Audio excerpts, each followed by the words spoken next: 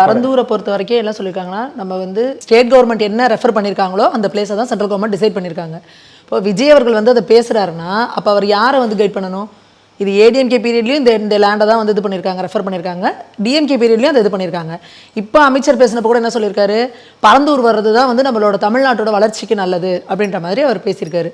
அப்போ நீங்கள் என்ன பண்ணணும், டிஎம்கே கவர்மெண்ட்டை கேட்கணும், ஏங்க உங்கள் தமிழ்நாட்டில் எது வறண்ட பூமி, எது வந்து நீர்வளம் மிக்க பகுதி, எது வந்து பேர்ட்ஸ்லாம் வர இடம், இதெல்லாம் கூட தெரியாமல் நீங்கள் இந்த தமிழ்நாட்டை இத்தனை தடவை ஆட்சி பண்ணியிருக்கீங்களா அப்படின்றத அவர் கேட்கணும். இவர் போகிற போக்கில் எதுக்கு எடுத்தாலும் ஒன்றிய அரசு குன்றிய அரசு அப்படின்னு பேசுறது இது எதுக்கானது? இது இன்னொன்று, இவர் வந்து நான் வந்து பரந்தூர் விவசாயிகளோட நிற்கிறேன் அப்படின்னா இப்போ ஒரு மாநாடு போட்டு எத்தனை மாதம் ஆச்சு?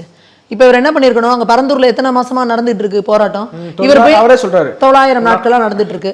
அப்போ இவர் போய் எத்தனை நாள் அங்கே அந்த ஆர்ப்பாட்டத்தில் வந்த மக்களோட உட்காந்தாரு? அட்லீஸ்ட் இவர் கட்சி நிர்வாகிகளாவது அனுப்புனாரா? இவர் வந்து என்ன பண்ணுறதுன்னா, அந்த பனையூர் வீட்டை விட்டு வெளியில் வர்றது கிடையாது. அவர் வந்து ஒர்க் ஃப்ரம் ஹோம் மாதிரி, அது ஒர்க் ஃப்ரம் பாலிடிக்ஸ் வந்து ஒர்க் ஃப்ரம் இதாக பண்ணிட்டு இருக்காரு, ஹோம் பண்ணிட்டு இருக்காரு. அப்போது நீங்கள் அங்கே போயிட்டு அதுக்கே என்ன சொல்கிறாருன்னா, ஒரு சின்ன பையனோட வீடியோ பார்த்தேன், அந்த வீடியோ பார்த்ததுக்கப்புறம் தான் எனக்கு உங்களை வந்து பார்க்கணும். அப்போ இவரோட அரசியல் ஞானம் எப்படி இருக்குன்னு பாருங்க. ஒரு சின்ன பையனோட வீடியோ பார்த்ததுக்கப்புறம் தான் பரந்தூர் மக்களோட நிலைமையே என்ன அப்படின்றது வந்து அவருக்கு தெரிகிற நிலைமையில அவருக்கு இருக்குது.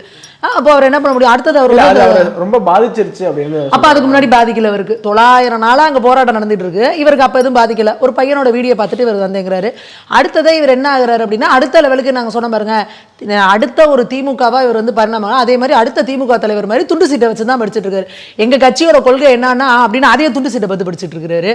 அடுத்து என்ன நடக்கணும் எல்லாமே பேப்பரை வச்சு பார்த்து படிச்சு அவர் வந்து பண்ணிட்டு இருக்காரு. அப்போ அங்க என்ன மக்களோட உண்மையான பிரச்சனை என்ன, கள நிலவரம் என்ன, என்ன கள யதார்த்தம், இது என்ன ஆக்கப்பூர்வமாக என்ன செய்யணும், இந்த மாதிரியான இது எதுவுமே அவருக்கு இல்லை. அவர்கிட்ட ஸ்கிரிப்ட் இருக்குது, ஸ்கிரிப்டை பார்த்து படிச்சுட்டு வேனில் நின்று பேசிட்டு அவர் பாட்டு கிளம்பி போயிட்டாரு. அப்போ நாங்கள் இங்கே தலைவர் கூட அதுக்கு வந்து அண்ணாமலை அவர்கள் கூட ஒரு பேட்டி கொடுத்துருக்காங்க.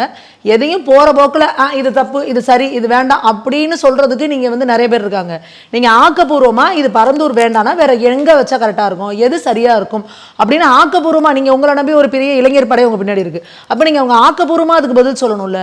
அதை விட்டுட்டு நான் போகிற போக்கில் பேசிட்டு போவேன் அப்படின்றது அப்படி போகிற போக்கில் வந்து, அதாவது இது எப்படின்னா திமுகவை மட்டும் அடித்தோம் அப்படின்னா ஏற்கனவே நம்மளை போட்டு நைய புடச்சிக்கிட்டு இருக்காங்க, இதுல வேற நம்ம வெறும் திமுக மட்டும் அடிச்சிட்டோம் அப்படின்னா பிரச்சனை ஆயிடும். அதனால அப்படியே சேர்த்து ஒன்றிய அரசு அப்படின்னு அவங்களே ஒரு தட்டு தட்டி விட்டுட்டு போயிடுவோம் அப்படின்ற போறாரு. இன்னைய வரைக்கும் அவர் வந்து ஸ்டாலின் அவர்களையோ உதயநிதி அவர்களையோ இன்பநிதி அவர்களையோ, சாரி இன்பநிதி அவர்களோ சொல்லக்கூடாது, அவர் ஒன்லி வந்து செல்ல பிள்ளையா இருக்காரு, ஸ்டாலின் அவர்களையோ உதயநிதி அவர்களையோ இது வரைக்கும் அவர் பெயர் சொல்லி நேரடியான இதுல அவங்களுக்கு ஏதாவது ஒரு பதில் கொடுத்து அதுக்கே பயப்படுறாரு இவர்.